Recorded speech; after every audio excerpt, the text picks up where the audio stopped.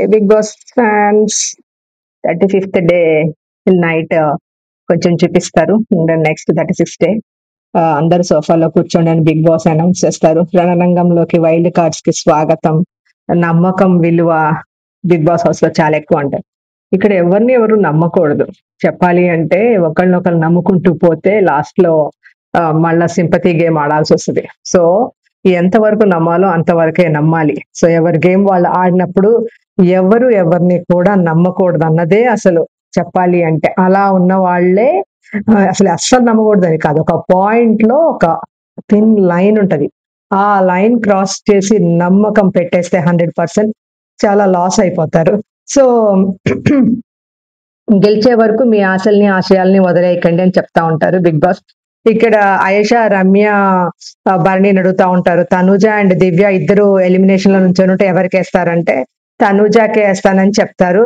And no more out house లో ఉన్న వాళ్ళందరూ మెయిన్ హౌస్ లోకి వచ్చేస్తారు. అక్కడ వర్క్ ఇన్ ప్రోగ్రెస్ అన్న బోర్డు పెట్టేస్తారు.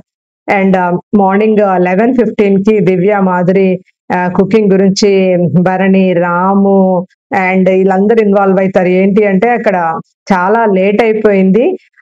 కూర్చో లైక్ కళ్యాణ్ యూనో కెప్టెన్ కాబట్టి కుకింగ్ 11 o'clock కి బ్రేక్ఫాస్ట్ ఇదంతా స్టార్ట్ చేస్తే ఇంకా అసలు లంచ్ అయిపోతుంది కదా అన్న ఉద్దేశంలో మాధురి గారితో కొంచెం ఆర్గ్యుమెంట్ జరిగింది. ఐ థింక్ ఆ టోన్ లో చెప్పినప్పుడు మాధురి మిస్అండర్స్టాండ్ చేసుకొని ఉండొచ్చు. ఎందుకంటే కూర్చోండి చెప్తానంటే అది అఫోర్స్ కూర్చోండి కూర్చోండి మేడం అంటే అది వేరే. అక్కడైతే నాకైతే అంత పొలైట్ గా అంత రెస్పెక్ట్ఫుల్ గా చెప్పినట్టయితే నాకు అనిపించలే కళ్యాణ్ టోన్ కొంచెం డిఫరెంట్ గా ఉంది.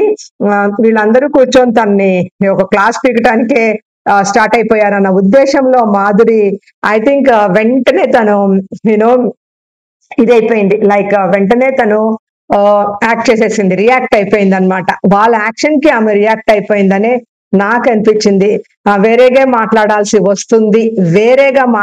వస్తుంది అన్నప్పుడు ఆ మాట అనకుండా ఉండాల్సింది. కళ్యాణ్ అక్కడ లూజ్ టంగ్ అయిపోయింది. కళ్యాణ్ మాట వదిలేశాడు. సో ఎక్కువ మాధురి గారికి తప్పని ఇవంతా చూసినాక ఎంత స్ట్రాంగ్ గా ఉండాలి. బికాస్ ఫస్ట్ 2 weeks కామనర్స్ ఎంత భయంకరంగా నోరేసుకొని అలా వేసుకున్న వాళ్ళే ఒకళ్ళ తర్వాత ఒకళ్ళు వెళ్ళిపోయారా. ఆ నోరే కదా వాళ్ళకి ప్రాబ్లం, ఆ లూజ్ టాకే వాళ్ళకి ప్రాబ్లం అయింది కదా.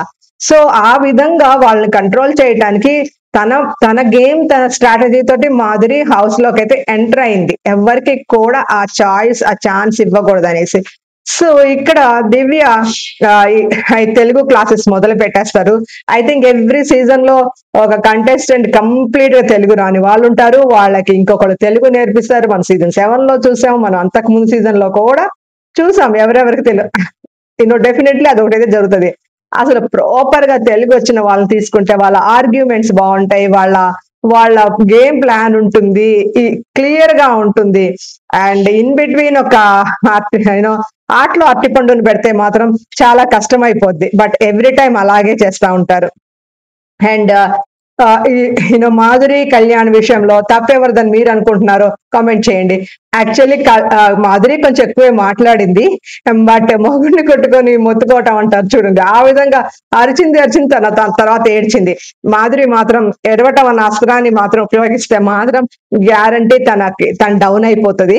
అండ్ కళ్యాణ్ గురించి మాట్లాడుకుంటుంటారు ఇక్కడ మాధురి అండ్ రమ్య, లైక్ రమ్య అలేఖ్య చిట్టి పికల్స్ నుంచి వచ్చిన రమ్య, మోక్ష మాట్లాడుతూ ఉంటారు.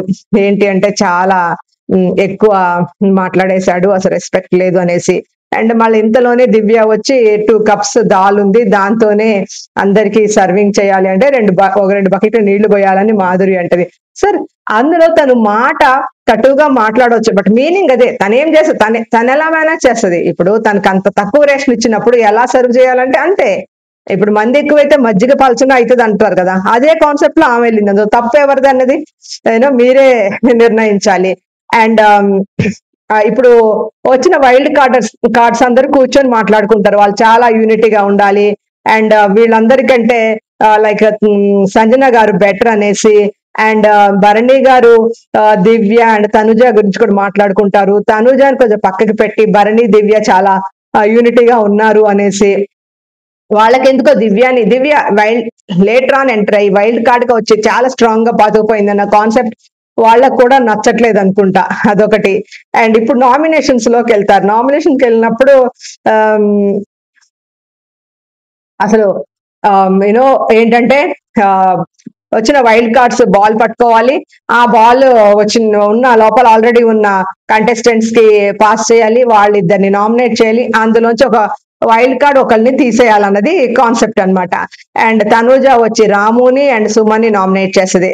నిఖిల్ రాముని సేవ్ చేస్తాడు, సుమన్ ఆట ఎక్కువగా లేదని. తనుజ నామినేషన్స్ కూడా స్ట్రాంగ్ గా లేవు. అదే మాట మాధురి కూడా చెప్తది, ఒక వీక్ కంటెస్టెంట్స్ ని నామినేట్ చేయటం వల్ల నీ గేమ్ డౌన్ అయిపోద్ది, యూనో అది ప్రాజెక్ట్ కరెక్ట్ గా వెళ్ళదు ఆడియన్స్ లోకి, అది కరెక్ట్ కాదని చెప్తది. తర్వాత తనుజ వెళ్ళి కళ్యాణ్ తో మాట్లాడుతూ ఉంటుంది.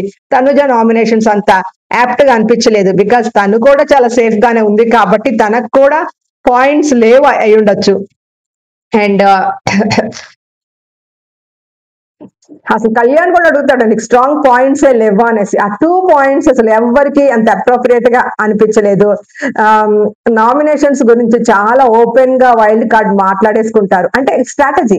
ఎవరికి ఇస్తే బాల్ ఎవరు నామినేట్ అవుతారు, ఎవరు నామినేట్ అవ్వాలన్న ఉద్దేశంలో.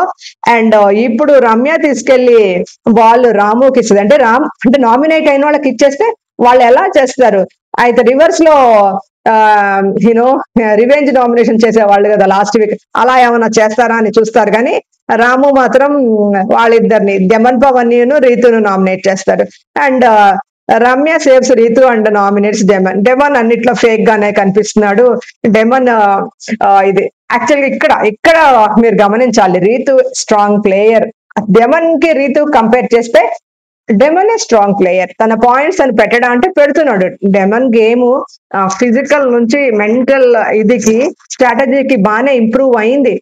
బట్ యూనో అదే కదా ఇక్కడ ప్లాన్, స్ట్రాంగ్ వాళ్ళనే పక్కకి తప్పించాలి స్లోగా అన్న ఉద్దేశంలో రీతుని సేవ్ చేసి డెమన్ ని నామినేట్ చేస్తుంది రమ్య. రమ్య గేమ్ ప్లాన్ ఎలా అనిపిస్తుంది మీకు? తన మాటలైతే ఎక్కువగా లేవు. ఫస్ట్ రోజునే శ్రీజ తోటి తాను శ్రీజ కంటే తను ఇదేం చేయలేకపోయింది. ఆర్గ్యుమెంట్ లో శ్రీజానే బెటర్ గా ఉంది.